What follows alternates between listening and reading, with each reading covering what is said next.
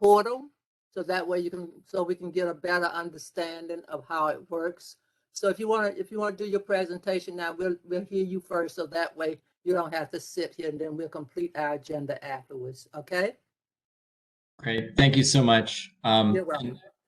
So I'll introduce folks from the Department of City Planning team here, and then I'll hand it over to Kate to start the very short presentation. Okay. So I'm Alex Summer. I'm the Deputy Director of the Department of City Planning's Brooklyn office. I'm joined by Karenza Wood, our team leader, who covers this geography, Syed Ahmed, and Kate Richard, who is your new liaison, newest liaison to Community Board 1. Okay. So I'll hand it over now to Kate. Alex, it's very nice to meet all of you, and thanks for having us out tonight, giving us a little time. So Alex already introduced, but this is sort of the CD1 team. There's more of us in the Brooklyn office, but the folks you probably interact with the most. So a little bit about what DCP does. This is not a full list, but it sort of shows the range of our work, working with community boards and other stakeholders, studies on specific neighborhoods or citywide, working with public and private land use applications, working with economic development, job growth, housing production, sustainability and resiliency work. We do a lot of data work, providing data to other agencies, to the public, and coordinating with other city and state agencies on various planning projects. But tonight, specifically, we're going to go over the public and private land use application process and how community boards play a role in that process, and then the ZAP portal. And please jump in with questions along the way. I don't think I can see the chat box while I'm sharing my screen, so just feel free to jump in if there's anything that you'd like to ask. Simon? So just taking a little step back first, when does a project actually come through the Department of City Planning? The zoning sort of zoning is administered by 3 different agencies: City Planning, we study, create, recommend zoning changes. Department of Buildings, they are the ones who interpret and enforce those regulations, and then the Board of Standards and Appeals can grant variances for the zoning for unique sites or property owners that have specific hardships. Development that happens following the existing zoning and that doesn't go through any of these 3 bodies is called as of right development. And that's the vast majority of new development in New York City. 80 to 90% is as of right. So for these projects, the Department of Building just reviews for compliance with the zoning, building codes, other health and safety regulations. There's no city planning review and there's no public review required. When city planning comes in and when there is a public review component, that might happen if there is a change to the existing zoning district, a change to the zoning text, if the official city map is being changed, so streets and parks, if there are some special land use actions in the zoning resolution, like special permits, special actions with the Board of Standards and Appeals, or if there's a site that's being landmarked or a new historic district. So when a project requires DCP review, it goes through what we call the pre-certification process. This entire process is everything that happens before it enters public review. And the purpose is to make sure that by the time something gets to ULURP and gets in front of you, it's ready, it's complete, and it's in good shape to be reviewed. So this whole process can take anywhere from several months to a couple years, depending on the project. So the first step is for the applicant team, which might be a developer, it could be another city agency, it could be a housing nonprofit. They meet with the borough office, so meet with us. We'll talk about the project idea and give some early feedback. And at this time, we recommend that they reach out to the community board and get some community feedback early on as well. And you'll see a little star in this info meeting box and then a few other boxes here also. And those stars show sort of key points of contact and involvement with the community board, where we recommend that applicants reach out, or where there's sort of official contact between the agency and the community board. So early on, we like them to reach out, get feedback, definitely throughout the process, but especially in that beginning stage where they're sort of shaping what the project will be. So the next thing, the applicant submits a pre-application statement, or PAS, and this is just a really basic description of the project, maybe with some building designs, some maps, but just basic information. After DCP has gotten that PAS and reviewed it, we hold a meeting with all of the DCP staff who will be working on the project and the entire applicant team.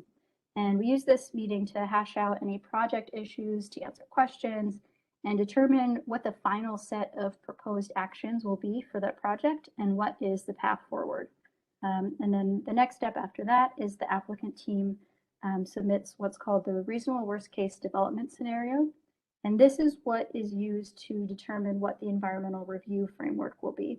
So basically all of this is leading up to, we know what the land use actions will look like, we know what the environmental review will be based on. Everything is sort of ready to go for the next stage, which is actually making those application materials. So they'll submit a draft land use application and a draft environmental assessment statement, or EAS, to DCP. And we'll review those and give comments, request changes. This might be a few rounds of back and forth with the applicant and DCP, working out issues with the application. And at this point, the applicant team isn't revising or editing the actual project, just those different application components. So maybe fixing a map, or there's written materials that need to be strengthened. So just making sure that all of those application components are in good shape, so that they can be meaningfully reviewed by the public. So after the draft application materials have been reviewed, we move on to filing. The applicant files their land use application in EAS, and you see the little star here again. At this point, the community boards and borough president will get a notice from city planning that the application has been filed. That doesn't mean there's anything required from you at this time.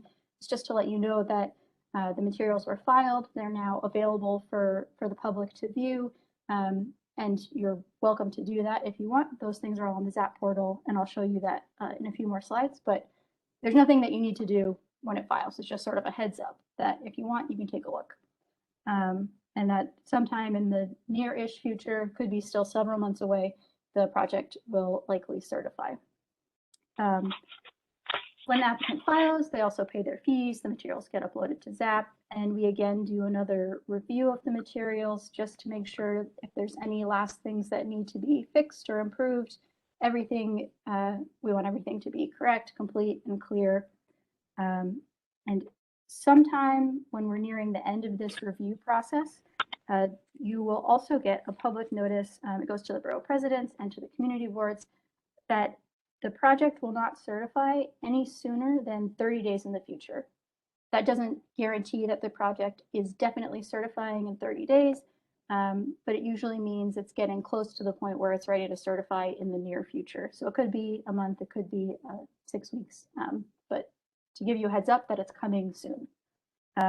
When the project does certify, it goes to the City Planning Commission. It is certified as complete. And at this point, we're not making any, City Planning Commission isn't making any vote or recommendation on the project, just to say that all the application materials are here, they're in good shape, everything is technically correct in the application. And it's then referred out to the public, and if public review is required, then EIR begins, and that takes another 7-ish more months. And then here we have ULURP, and this is a timeline that you're probably more familiar with already. So first, the project goes to the community board, as you know. In 60 days, the board holds a public hearing, discusses and votes on the project, and then submits recommendations through that ZAP portal. And these recommendations are super valuable to us at DCP. Whatever the vote is, yes, no, conditions, whatever the outcome is, we get so much out of the written recommendations and the details that you put in for a specific project, but also just in general, seeing over time what issues come up and what recommendations are repeated gives us a really good sense of what's important to the community and what issues are important to the community board.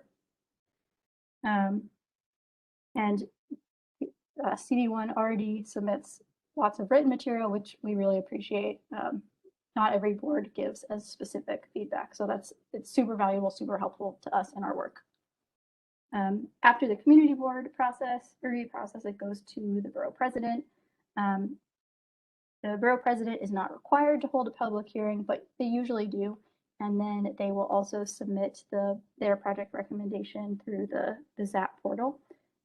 If the project is one that affects multiple community districts, the borough board will hold a public hearing and vote also. So after the community board and the borough president both review, then it goes to the city council. Excuse me, not city council just yet, sorry. The city planning commission goes back to the city planning commission, which holds another public hearing, and then the city planning commission will vote to approve, modify, or disapprove the project.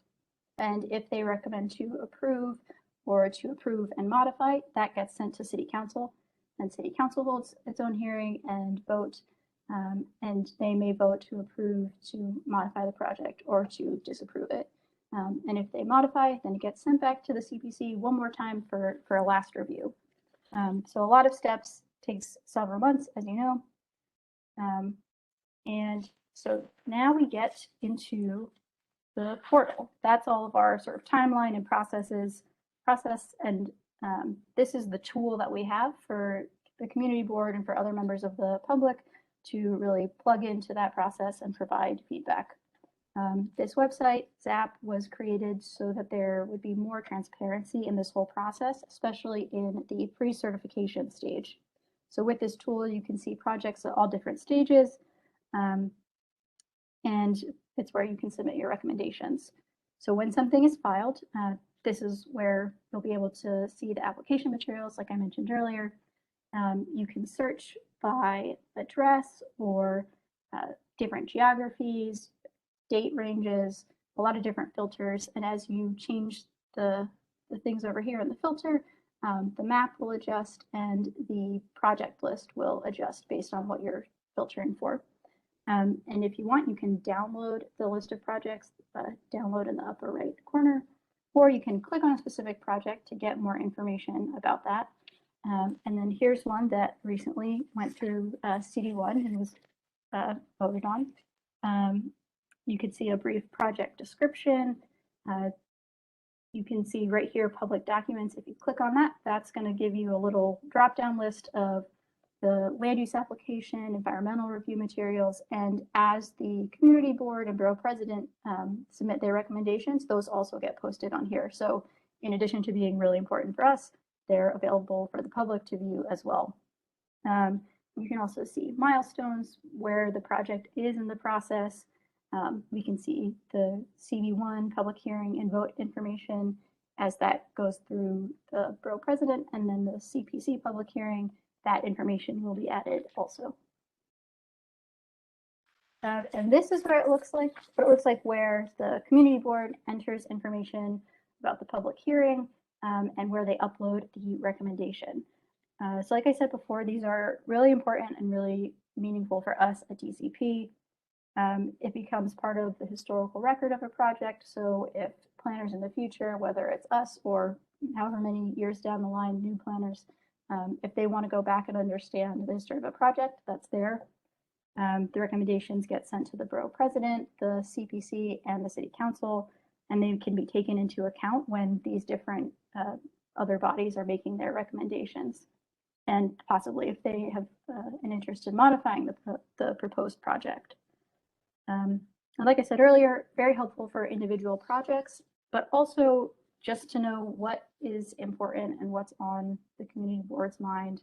Not everything in a recommendation can necessarily be changed in the project. The City Planning Commission only deals with the aspects of the project related to land use and to zoning. But all of these recommendations for other things, desired building tenants, tax incentives, help us understand, again, what's important, get a fuller picture of what the community district needs and wants, and helps to shape our work on future projects and larger initiatives. So here we are again, this list of what DCP does. Just talking about that pre-certification and EIR process. There's a lot of other things we're doing. We would love to come back and talk about any of these other topics or something that's not on the list that you're interested in. And in the past, maybe we've come out for discussions about waterfront zoning and industrial issues in the area. So these topics, anything else, we are happy to talk more or talk more about the zoning application portal. So that's our presentation, and yeah, ready to answer questions and talk about all of it. Does anybody have any questions for Kate? No? Good job, Kate. Oh, thanks. Okay. I'm sorry, I have a question. So sometimes we have 60 days within which to have our public hearing and give our recommendation. And then sometimes we're having only 45 days. Can you explain that to us? I think, and Alex or Corinza said, can correct me if I'm wrong, I think that is determined by when the project certifies. So if it is something certifying in the summer when a lot of the boards take a break, then there's a longer review process or review period. But I would also say that whether it's 45 days or 60 days, it's not a, if you miss that date, you're out of luck. We definitely still would want recommendations or votes past that time, as long as we can get it before the City Planning Commission has their public hearing. Then it can be presented to them. It can be included in the City Planning Commission report for the project. So there is that defined review period, but we will very happily accept things that come afterwards. Thank you, and I'll just thank add you for too, that. that it depends on the action. Typically it's 60 days, as you've noted, but there are certain actions that get referred out in a non-EIR capacity. So for instance, zoning authorizations, which do come through this board on the waterfront, they're only required to be referred for 45 days. We of course can work with the board if that becomes an issue, but that is the standard amount of days for the community board's review period for that action. And actually, it has been an issue because we just normally think that we have 60 days, and then it did happen that I don't know how it happened, but by the time it got to us, we actually didn't have time to have it go through the normal process, which would be have the public hearing at the full board, then come to the next scheduled committee meeting for a vote, and then go back to the full board again. And, you know, so during the summer, for instance, we had to have extra non-scheduled committee meetings, or we've had to have the public hearing at the committee meeting, which really is not ideal, you know. So Understood. I think what would be helpful is for us to be sure when we send out applications to clarify the type of action, as Kate and Corinza mentioned. You know, ULURP actions, which are the formal 60 days, are generally things like zoning map changes. But when that isn't attached to a ULURP action, and there's, like I said, like Corinza said, authorizations, standalone zoning text amendments, things like that, they generally have a shorter time period. So we can help clarify which one of those is being sent out to you guys, so you can plan accordingly. Happy to clarify that. okay, thanks.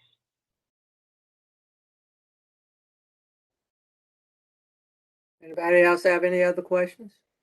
And what do you mean by zoning authorization? Because now we're saying, you know, obviously it's not a full ULURP, right? So what does that mean? How does it make it not a full ULURP?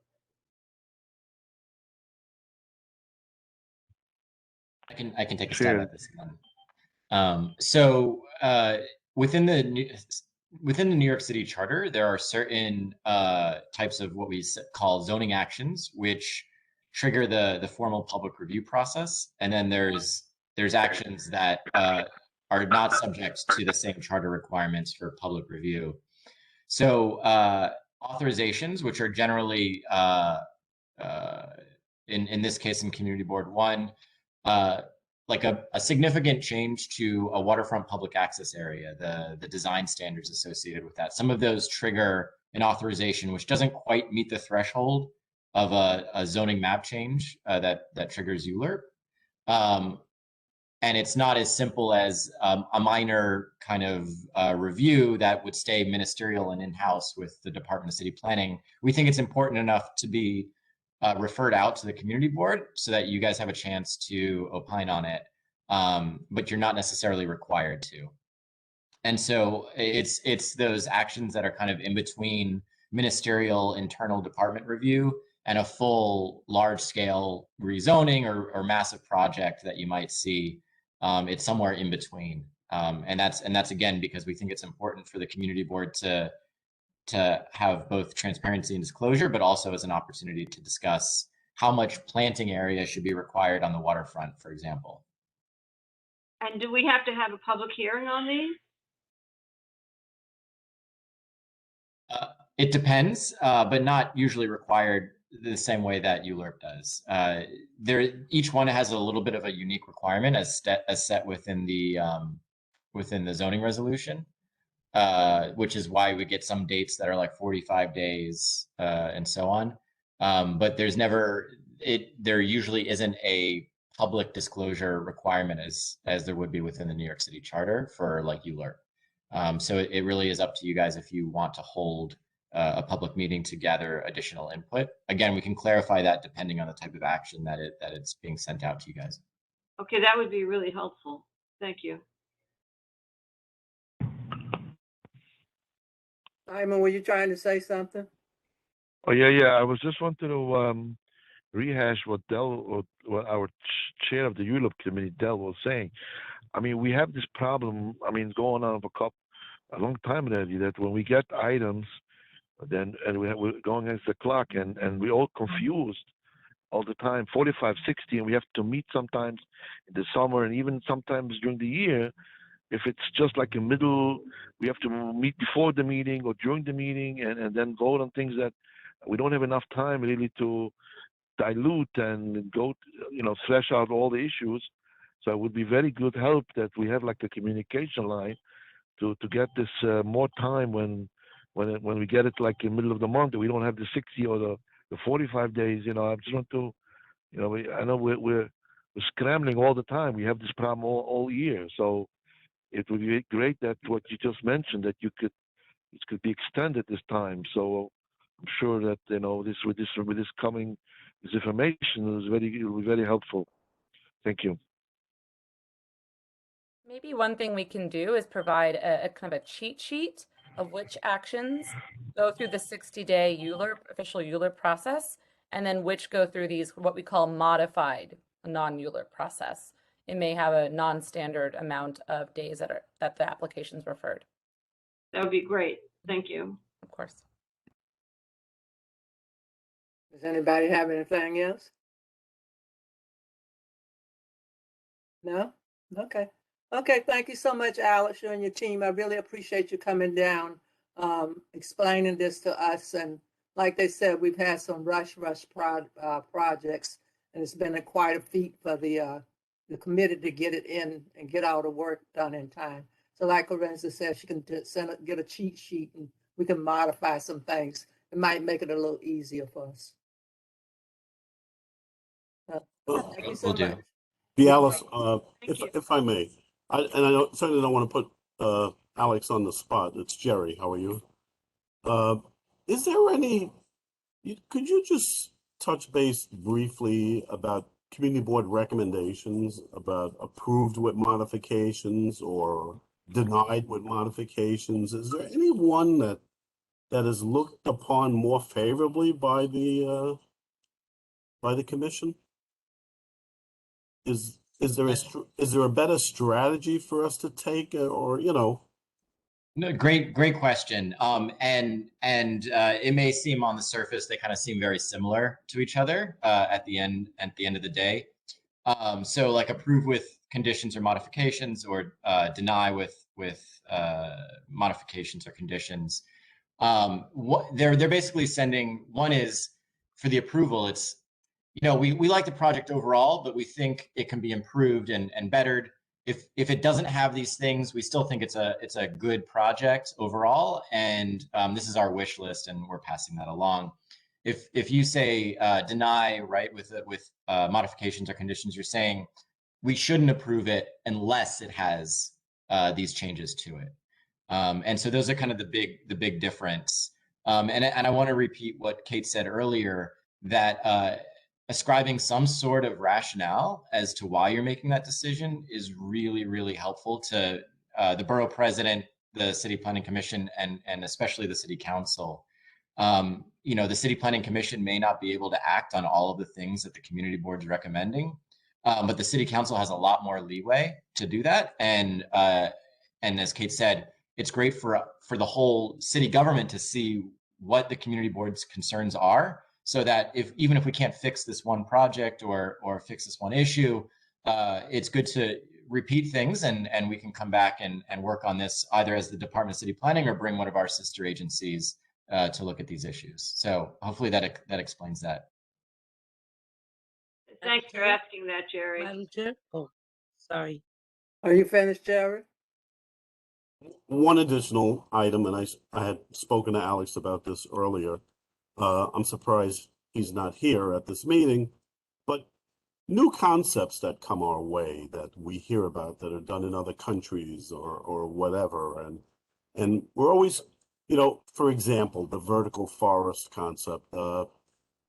My concern was, when I called you, was that I was not familiar with it. I didn't know if it was something that was being done in New York City and I'll be honest with you and the committee, and I've explained this to the committee. I wrote to the fire department, and asked about how do we deal with a fire in a building that's a vertical forest if it's possibly burning on the inside and the outside, and when these concepts come our way, and they're sometimes spearheaded by members of the board who firmly believe in it, then who do we bounce this off of to find out if this is a good thing, it's a bad thing, and I wrote to fire department, I didn't get an answer, I wrote to buildings department and didn't get a substantial answer, but it's something that, to be educated as community board members and community board staff, that we certainly don't want to endorse something if it's not a proven technology that could affect lives, and we've, I know Dell has been actively asking the member of the board about this to provide more information, and we're hoping to get that.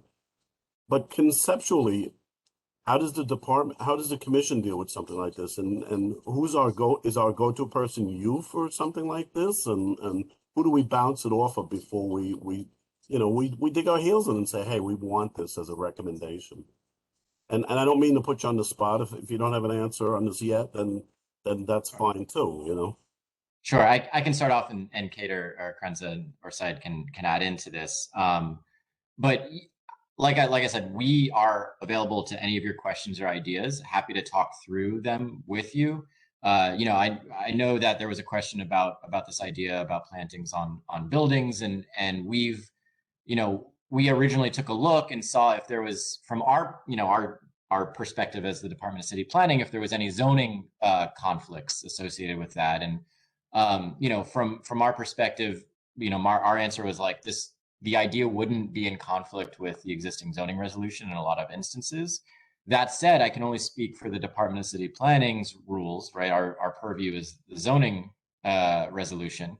And so, I don't want to speak for FDNY or DOB or DEP or any of our other agencies which control how buildings work and regulated, and how they interact with the surrounding neighborhood. So to that point, like, if you aren't getting responses from sister agency, we can do our part to try and reach out and connect you guys. Happy to be a liaison in that kind of role. And we can talk about some of the best practices we've seen both in New York City and elsewhere. But since we're not the building enforcement agency, it's hard to, we can only say whether it's legal or not legal, and not whether DOB code or FDNY fire code or anything would be triggered by that. I don't know, Kate or Krenza, you have anything to add? I would also say, just using the vertical forest as one specific example, having that be recommended along with, like for 840 Lorimer, something about clean energy sourcing, that tells us not just an interest in those two specifics, a vertical forest and clean energy, but that sustainability and green building design is really important. So even if maybe a vertical forest or whatever other specific recommendation might have some obstacles, we know that as a topic, green design, sustainable buildings is really important, and that's still helpful. Well, my concern, and the concern of some other people on the committee and on the community board, is that these, for instance, with the vertical forest, it's not something that I think is really very commonplace, and we are concerned that there may be many questions about, for instance, what does it do to the building? Does it damage the materials? How do people feel about it? People who live in the buildings that have it, and from how common is it? At this point, we don't really have very much information, and so we've been concerned about recommending a process that we are asking for information about. So I think it sounds nice to say, yeah, vertical forest, greening, but we don't even know if it really, we don't even know how, for instance, why is it not commonplace? Why aren't we seeing these vertical forests just, used everywhere? Why isn't it like just every block or every other block all over the place, all over the world? What's the reticence to employ the procedure? It may be great, but a lot of our people just are asking, let's have people come and educate us, give us, the pros and cons. So yeah, I totally agree with what Kate is saying, and I think maybe if you are interested in broadly like green design and building sustainability and greenhouse gas emissions from buildings or working farms and green roof infrastructure, I think we can come out and talk to you about what we've seen both in New York City and across the world, and some best practices, as well as some concerns with it. We have some initiatives that we've undertaken, like Zone Green, to allow for things to happen.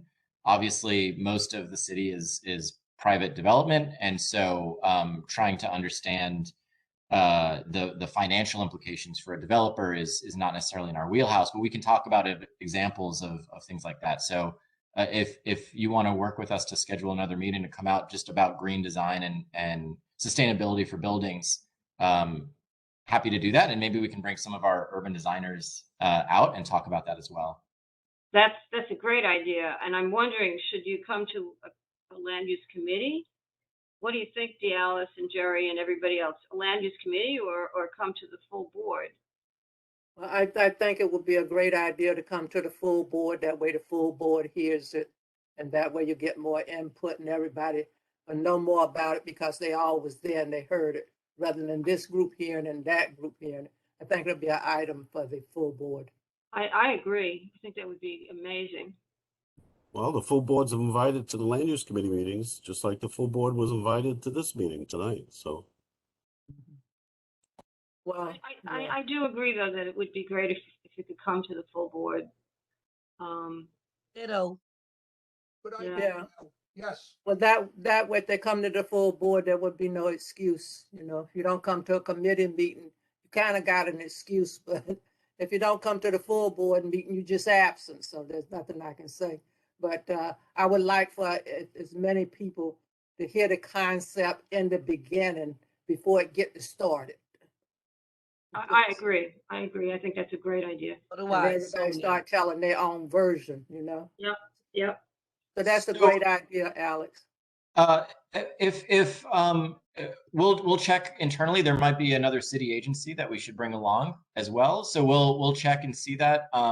You let us know, you know, in how far in advance you'd like to plan this, and then we can work with our, if there's like a sister agency that works on this that we can also bring along. Happy to do that. The best thing might be for you to pull it all together and you let us know when you're ready and what month you want to present.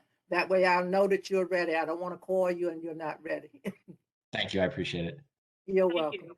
Thank you. Sonia, you had something you wanted to say? No, I agree because before I was gonna ask the same thing, but Jay was talking about that forest and all that stuff. That I'm still like, I'm still in a mental fog. I don't get it. So Jerry was nice enough to say it for me. So he articulated better than I did. But again, yes, and I think it's so important to have the full board because there was so much confusion in the last meeting. It was just crazy. I just want to add, sorry, one more thing.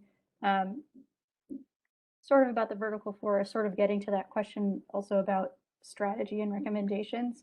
If there was something in a recommendation, be it a vertical forest or any other specific idea that maybe there's some challenge with implementing, or a building code issue, or any other reason why it wouldn't be super feasible, that would never be held like against the recommendation or sort of invalidating that point. We would still be able to understand sort of what the gist is and what's behind that. And if we didn't understand, we could reach out and ask for more information. But just because something is maybe not technically possible doesn't mean it gets discounted from the recommendation.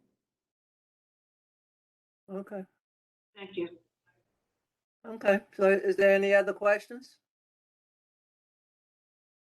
Okay, great. Thank you, Alex, and your team. And we'd like to hear from you, you know, as soon as you pull this together, we'll put you on the agenda. Great. Thank you all. Have a good evening. Thank you. Likewise, Thank thank you so you. much. Be safe, be healthy. Thank you. Good night. Bye. Bye. Thank you. Good night. Okay. So now we are going to our agenda. So we got one item, and then we got the liquor license. We got City Commission on Human Rights. Let you go first and then the liquor license, right? Yeah, we only got one item. So this will go first, and then we'll put the liquor license on. That's all we have. Can I have a motion to accept the agenda? Sonia makes a motion. Second. Caponegro seconds it. Okay, Dell and Sonia, everybody agree? Yes. Okay, great, Yes. great. So that, anybody have anything else they want to add? Yes. Negro, why is Okay. Sonia got two?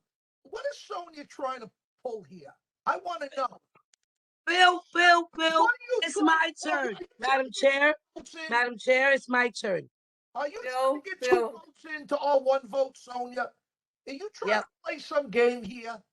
What game am I playing? I don't know. You got two Sonias up there. Oh, I'm sorry. I explained that because I have technical difficulties. Oh, I well, did looks come like in on time. You would have heard the difficult. explanation. You were late, so you would have heard the explanation. I Well, heard it. Phil, that's because she's twice as nice. oh, Terry, know that's that. so We know kind. that, Jerry. I I'm just gonna gotta be- keep Sonia on her toes. We're Listen. watching you, Sonia. You're gonna watch me now because I'm a little bit disturbed, people. Oh, I go ahead. sent out an email. I sent out an email to the executive committee concerned with behaviors. Oh, yes. I was approached the very next day, or I don't know what happened, but it's not cool. They're talking smack in the street. How we got unruly people. I don't know what happened to the orientation. I don't know what happens to the code of conduct and how I know that we're not supposed to behave the way people say we're behaving. And about accountability, I sent it out to Alex. I'm very disturbed. I don't know how you guys feel with all the complaints about certain members and their conduct and really misbehaving. And I feel that we should address it ASAP because it's getting out of control. Again, I mean, to be in the street and somebody, I was like, what is going on? why are people using the community board and voicing their opinions based on the fact that the community board, they don't speak for me in certain things. And, let's be honest, with Ryan's Instagram, when they sent it to us, it disturbed me. My husband is retired, 25 years on the force. He's African American. He served 25 years. And I wasn't even reading what the person was saying. All I saw was cops are useless. We protect ourselves. And I was hurt, people. I was hurt because people see this and what we're supposed to represent and how we're supposed to behave with one another and how we're supposed to behave with the public. I mean, what is our code of conduct? What are we going to do in terms of orientation and how do we tell people that we cannot, we have to have some kind of ethical and, business contact on the board. We represent people. We're there for our neighbors, and I don't think it's proper. There's no respect. There's no, decorum. I mean, I don't know. I mean, guys, help me out here because I'm just dumbfounded. Sonia, it's Phil. Were you attacked? Not attacked physically, but verbally on the street? Was it more of a confrontational talk or Phil, just? can you get a little closer to your mic? We're having a hard time hearing you. Okay, sorry. Yeah, I just want to understand. And who did it, Sonia? One of my across the street neighbor, she said, Okay. We all like in the community board, we all, not a nice word because of all that garbage. I mean, it was really ugly. The conflict of interest, the people acting the way that they do in the street, the way they use the fact in the community board to manipulate others, and that we're all full of you know what. And I was like, excuse me, what are you talking about? Oh, you have members there that want to pull strings and want to manipulate other people, saying they serve on the community board. And she was like, so what? You effing people don't do nothing anyway.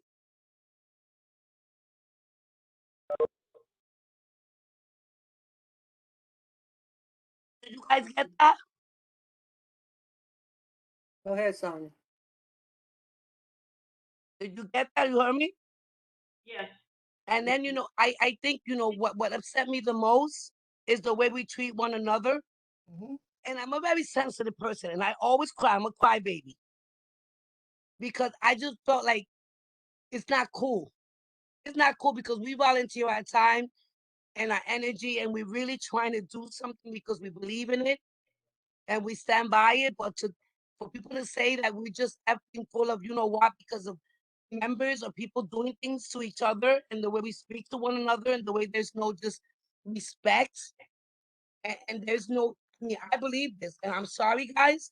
There is just none. There is just no decorum. There's no, like the proper use of our authority. Just because we get into this community board because we're feeling it because we're fighting for for something, but 90% of the time we're fighting against something, and it's just becoming overwhelming. I was like, it's too overwhelming. There's too many personal attacks. There's too many of the board members who just don't understand when, how to draw a line. They just like, it's outrageous, people. It's outrageous. My nerves are on edge. I don't know what you guys are experiencing, but it's just not cool. At the end of the day, they're holding us responsible for something, and people just want to believe in us, but we can't continue to put our personal feelings. As you know, we have to look at things and not violate this code of conduct. We have to talk. We have to get orientation. We've got to come up with our own, if there isn't any already, Jerry. But there has to be a code of conduct and a behavior and infraction and consequences. How do we hold people accountable? They continue to trip over the same rock. They continue to go and tell somebody to suck you know what. And tell people, well, my girlfriend's on the board and pulls, muscle, kind of flex their muscle. What do we do, people? We got to do something. If the president isn't, if the city council isn't, but we have to take action.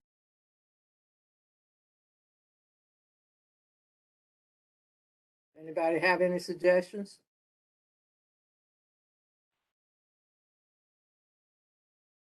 I just don't know what we're permitted to do. There's always that argument of freedom of speech, but it is a concern to me that it's to me it's a really serious responsibility that we take when we become a member of the community board, a responsibility to protect the entire community. I've always said that. I mean, I just don't think, and to come out and just start insulting any particular segment of the population because of your political point of view, it is very upsetting to me. It's got to be really upsetting to many people in the community, and I just don't know what we're permitted to do. I get that though, but in these cases, there's no freedom of speech. When you use a community board as a whole, when someone mentions that you're a community board member and you told somebody to go suck something, or you told somebody these effing words, or you told somebody, put somebody in danger by telling others that this person is a snitch or whatever this person is, this is serious allegation, people. There's one thing of freedom of speech for me to say, I don't like cops, for me to say they're useless, for me to say kill them, for me to say suck them, whatever. That's freedom of speech. I don't like I don't like cops, I don't like farmers. You don't go to the point where you say these vicious things, though. There has to be a line. I don't know throughout all this stuff that we've been going through in the pandemic, if everybody's gone crazy, but it is very serious. There's certain things that do not, especially when you say you represent a community board, you have to draw a line. You cannot come out and say freedom of speech or expression, not when it can harm other people, though. That's my concern. This lady was legitimately scared of what they were doing and posting all over and saying she was a snitch and she was this and she was a racist. It's serious. I know. So Sonia, was this on the chat or somebody said this to a person in person? This was in the email where we received all these allegations and complaints against oh my God, Ryan. It was in the chat. It was in the chat. Yeah, it was the emails we've been receiving. Yeah. So nobody, only in the chat they say, you know what, that we're not letting ourselves be respected. We, and certain things I just stopped looking at the chat because they were saying effing words, and you know where I stand there, Madam Chair. But well, another thing is to say to somebody in person. One, two is another thing when somebody tried to express themselves and say that, you know what, we cannot let people disrespect us in terms of, I don't care. You say 2 minutes, I'm going to take 4. And all these people are saying, like, with the laughing stock, because they do not respect us, because we don't draw the line where people come so obscenity. Because according to this lady who was very upset across the street, my neighbor, which I invited her to the community board meeting, but I said, you can't be using that language and speak about your concerns at the next meeting. So that way, I said, but you have to be proper because it's not cool. But what she says is, the effing words and all that stuff that they're saying, you guys don't even have any self-respect. How do you want to demand respect? So she got this from a private chat, right? Yeah, she said she got it from her friend, and I think that her friend was the lady that was going through the whole thing when she was posted all over the Instagram, saying that she was a racist and putting her in danger. You remember this was on social media, but not on our platform. social media. Right. But then, from when they spoke of it, and the lady explained that she was being harassed, and Ryan's boyfriend was like, "Well, my girlfriend's on the community board," and the other one said, "Oh yeah, I'm on the community board." So the friend of hers, because we have people from Greenpoint moving up here, said, and she lived right across the street, and I'm like, wait a minute, that's not all of us. That's not we weren't there. Why would you blame the community board for something, 1 or 2 bad apples? But again, they don't see us as individuals. They see us as a whole. And something's got to be done. I mean, I was so upset that I came home and my husband was like, you know what, then you have to resign. If you can't take it, because I couldn't take it, I was having like a meltdown. It's hard because, I have children, I have grandkids. And, lucky they weren't around to hear this woman, the things she was saying about us and about how we let people do things and use the community board and use that name to just go and manipulate it and harass people. Come on. It's been already 3 or 4 allegations. We got to do something, people, because I'm just at the end of my rope. People can't go. I don't care. Yeah. I understand what you're saying, Sonia, and I'm sorry you had to go through this. I know how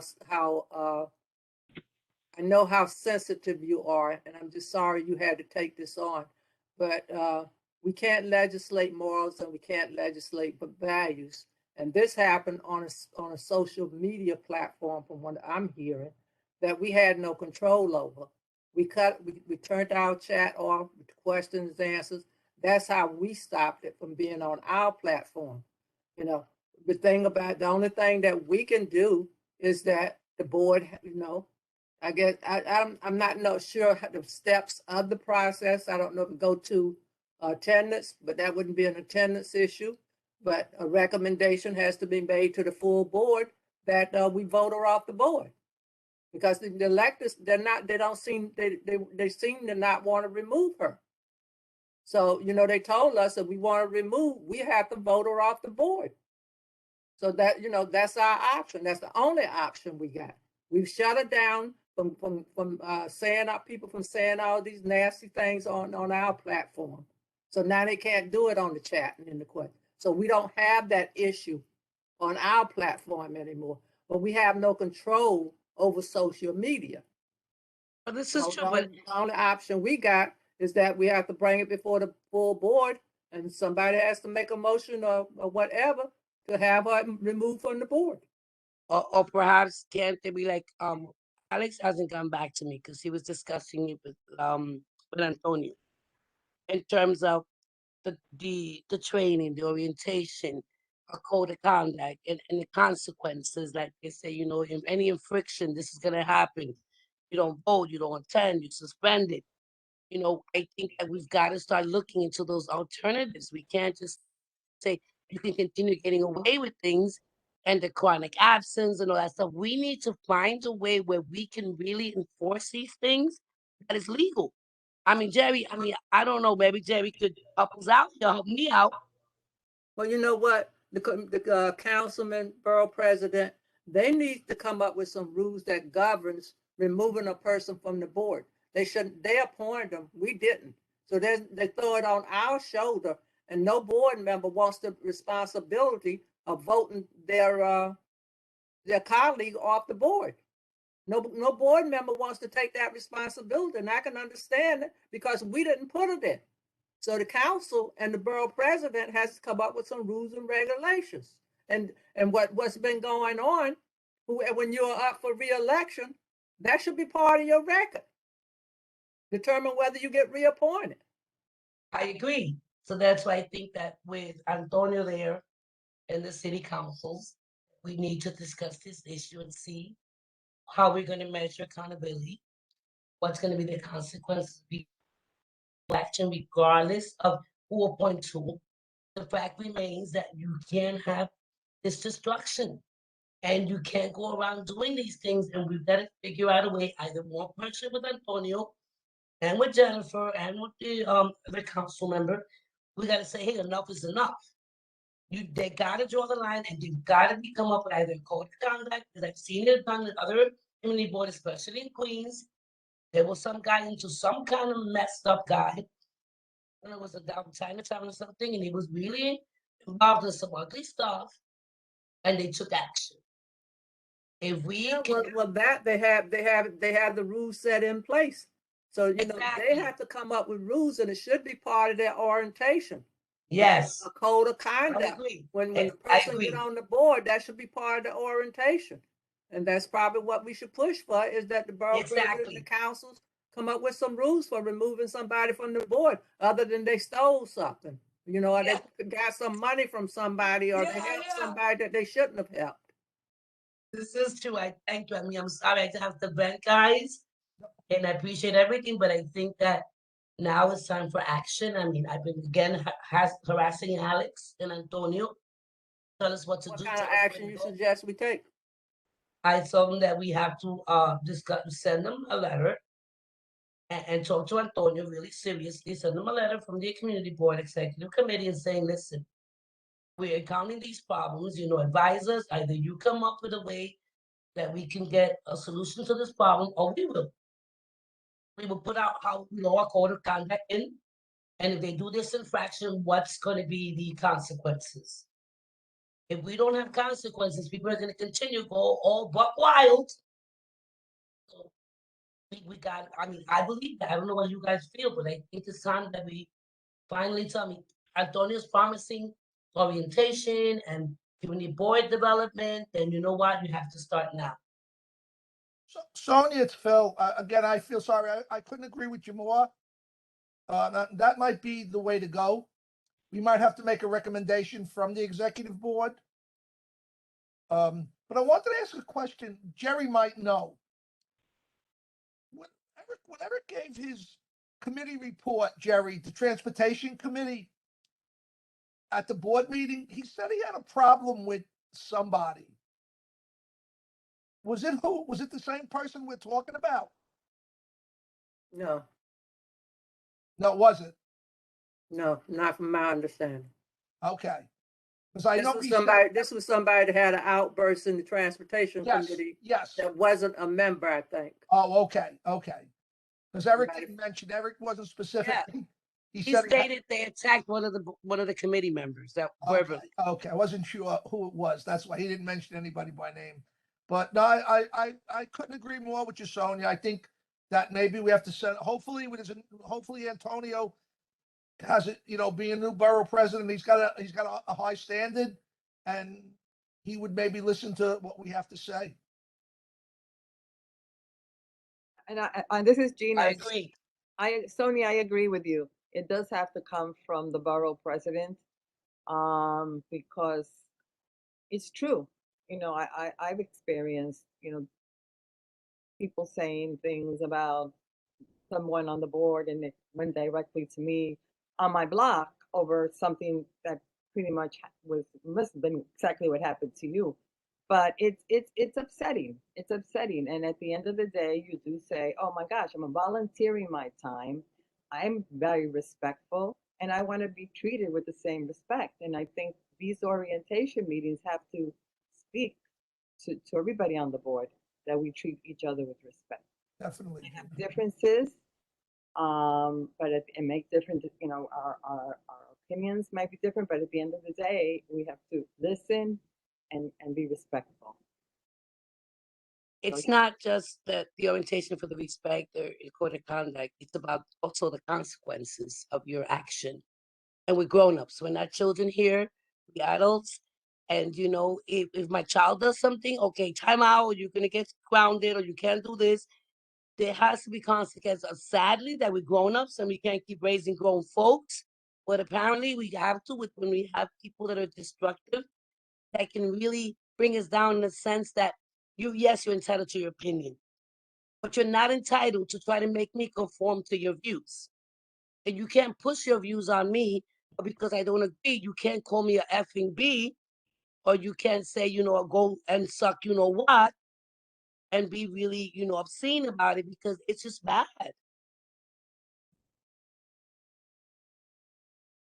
So we're talking about conduct on becoming to a board member. Exactly. And although like you said, we can't teach morals and we can't teach, people right or wrong, but we can tell people, hey, wait a minute, we're not having this, not here.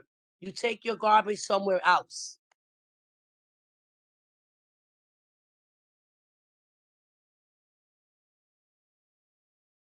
Okay, so what you say your recommendation was? That we send a very, very firm letter, very, very serious letter to Antonio, indicating what we've been experiencing as far as misconduct. We don't have to be specific, people, if that's not what we want to do. Good But say, idea. these are the we want to discuss behavior. And like you said, I'm becoming to board members. This is what the code of conduct is. You have to do this, you have to do that.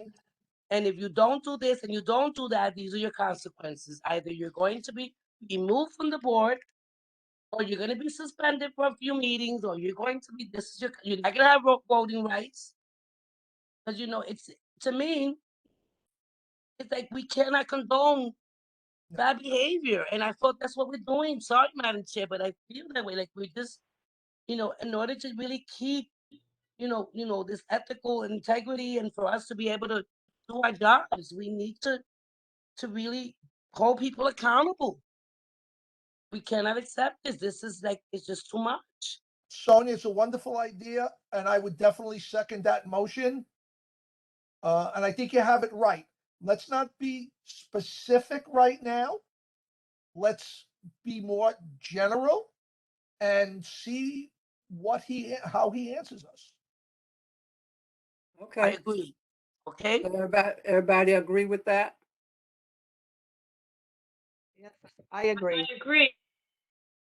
Okay, Jerry, let's send a letter to the borough president. Let's have a motion, and I need somebody to repeat the motion so I can get it down. I have a letter to the Brooklyn Borough President calling upon him to uphold a code of conduct for board members. Is that sufficient, or Sonia? And the Conduct on consequences becoming a board member. and the consequences of the infraction, whatever they do, that there's going to be consequences, not just, okay, you have to behave, you can't curse, or you can't do this. What will be the consequences? It's not just a code of conduct, but what would happen in the event you should violate this code of conduct? All right, so code of Yeah, you conduct. can word it pretty. You can word it better than I. I'm just No, saying. but it has to be done publicly now. So, Yes. so letter to the Brooklyn Borough President calling upon him to uphold a code of conduct for board members with consequences for bad behavior. Yes, that's my motion. Is that good? Yeah. Yes. Yeah. I would. Consequences for bad behavior in and out of meetings, right? Yes. Yes. Yes. Absolutely. Yeah. And on social media, bashing the board on social media. Well, in and out of meetings should cover that. So it's. Well, they might not pick up that social media platforms. I don't know. Sonia, you might want to write something up, all the things that you want to add and get it to Jerry. That way you have a better idea of exactly what you want to see in it. Then we can add other stuff. Sounds good. I'm off tomorrow, so I can Well, work. it has to be done now, and it has to be. It should be voted on. Jerry's right. Well, it's been voted on. No. But you Sonia can't made add, the you motion can't and add Phil- you can't add something after it's voted on. So you have to spell it out. Okay. You have to spell it out now. And do we Because have it's to pretty then, much, because of, again, you guys were going to say that, I'm sorry. do we have to then get this approved by the full board? No. No. It's coming. I believe it's coming from the executive committee. So. I don't know. I'm asking. I don't know. I think the executive board is sufficient.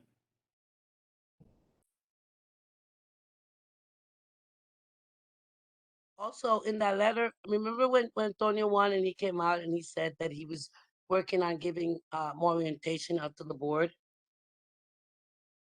And we have to find out what's the timeline. When is he going to start doing this? Because he did say that the last meeting, I don't know if you guys remember, I put it down in the minutes. Where Yeah, well, he said he talked about orientation, but everybody to get on the board have to go to orientation. But apparently they're gonna have to add stuff to their orientation now because what they've been doing is not sufficient for today. But what about a community board development day or something that we just someone come out and like we try to do with the WebEx meeting and have them say they have to, we have to in our jobs do that sexual harassment every year. It was mandated. We put something in there where we would have to like attend maybe an annual mandated orientation to just freshen up our, our skills or whatever we need, something to that effect. I don't know what Antonio has in mind. I know he got some things in mind. Mhm. He said to make the boards better, function better. I don't know what he has in mind, so I don't know what he plans to do. All right, so it's a letter to the Brooklyn Borough President calling upon him to uphold a code of conduct for community board members with consequences for bad behavior in and out of board meetings, including but not limited to social media apps. I think that's good. Yes. I mean, I don't know, Madam Chair, if anybody, even if the borough president or their council addressed those 3 complaints that we got sent to us, remember? Did anybody ever address, All that stuff was turned over to the previous administration. but did anybody ever address these people and try to figure out and say, listen, we're looking into this. You know, we appreciate It you bringing was- your concerns. It was given to this administration, Madam Chair. They, at the request of Sonia, Alex Rodriguez one. sent an The- email requesting it, and everything was turned over to him, including the past infringements. Perfect, thank you, because, I mean, I'm saying the people that put in complaint, whether it's bogus or not, I mean, these people were not answering in terms of, you know, getting back to them, sorry this happened, we're gonna investigate it, we're looking, it's under review, getting back to the neighbors that really are community residents who had these concerns, that somebody say, listen, we're looking into it, you know, at least getting to them and say, hey, you're not, you know, you're being heard, and we're gonna figure out what happened, you know, I mean, at least to alleviate them from feeling that we're not looking at or feeling their concerns or this, you know, the lady that was scared especially, her face was plastered all over Instagram, indicating that she was a racist and putting her at risk. There were people following her and sending her all kinds of really bad Instagram things. So I think that that's very scary, people, you know, at least whether or not, I'm not saying it's the truth, I'm not taking sides, but it's very, very, very concerning that she could feel that harms to her, that she's not ever coming to the community board again or any of the meetings. So, you know, these things really concern me. Yeah, well, nobody wants their reputation destroyed over social media. Like I said, you know, we brought it to the previous administration. Now we brought it to this administration. So it's not like we're not doing anything about it. It's just that nobody, you know, we're going to who we supposed to go to, you know. But you know, it's very bad when somebody try to destroy your reputation, especially on social media, and it becomes very dangerous too. No, you're absolutely right. But you know, I think that even if we don't have control of what people are doing, or even if we don't have jurisdiction or whatever, what have you, the fact that these people should be answered to, listen, we're looking into, we send it to the proper people to look into, to investigate, please, you know, not just radio silence, you know, that we're not addressing it because that's become their biggest argument. We don't do nothing instead of anything. We don't do nothing, according to her, in terms of if had it gone there, we see there's something. Hey, listen, you know, so and so, we got your allegations, we got your whatever complaint, we know your concerns. We have someone looking at it, so not just to keep her up in the air. These people. So Well, you that's know, what I'm you know saying. what I'm It's not saying? like we have. That's what I'm saying. It's not like we haven't addressed it. No, I'm saying we know that we did, but no one's come to her or anybody else who put the complaint. You know what I'm saying? It's not Well, like I don't know if they. You know, I'm not. I don't know what they did with her. I don't know. because I know that for a fact from the last one, the one with the suck, you know what? No one ever even apologized or said, listen, I'm sorry, because it was really there. And we saw the Instagram post.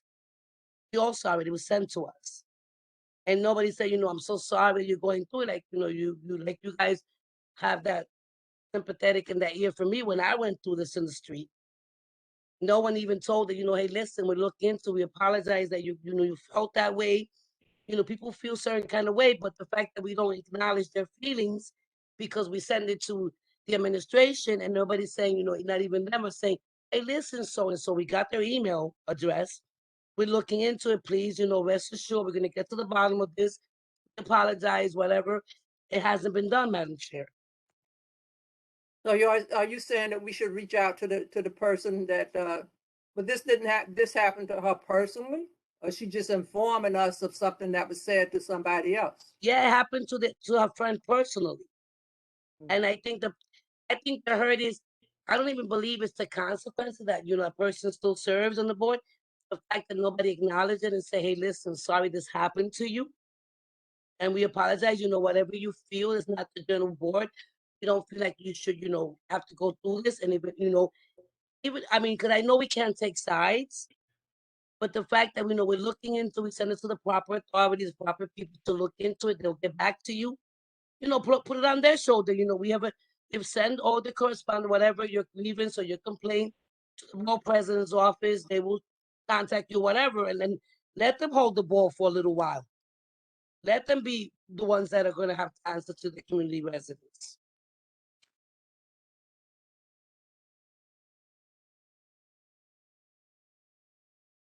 Did you hear me, guys?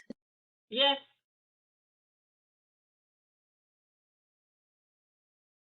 So anybody got anything they want to add to that? So I think, Sonia, we should vote on this motion, and it'll be a first step, Sonia. That we already did. I made the motion, you seconded, and everybody agreed. It's just that I'm trying for these 2 minutes. I couldn't get in because of my audio. That's why I'm saying so much today and getting it out before I explode.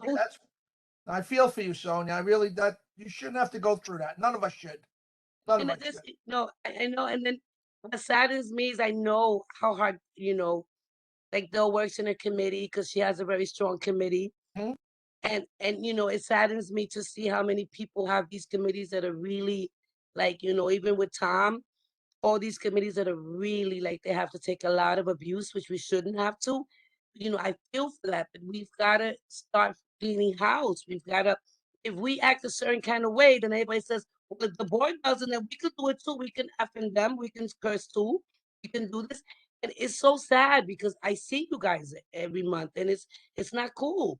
So that's why I'm just saying that if we want respect, we can't demand it. We have to earn it. And when we earn it, people see us different and composed and not letting somebody because they call you a certain out of your name or you feel a certain kind of way because they don't agree on what you voted on.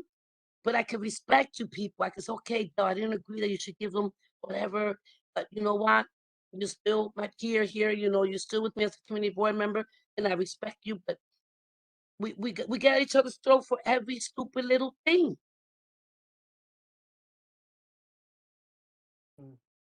Okay, let's do a roll call vote on this to make sure everybody's on the same page. And if something happened to them out in the street, they'll be able to convey what we've been able to do.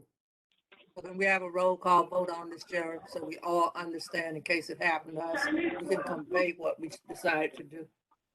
Okay, so the motion is to send a letter to the Brooklyn Borough President calling upon him to uphold a code of conduct for board members with consequences for bad behavior in and out of board meetings, including but not limited to social media apps. The motion was made by Sonia, seconded by Mr. Caponegro. Simon Weiser, Yeah, I'm here. You hear me? I Jerry, hear me? how do you vote? Yes, for sure. Yes. Thank you. Del Teague, Yes. Gina Barros, Yes. Maria Vieta, Sonia Iglesia, Yes. Phil Caponegro. Phil?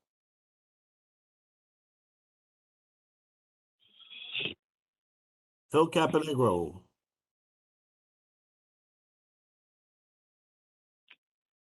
Phil, wake him up, Sonia. Phil, hurry up.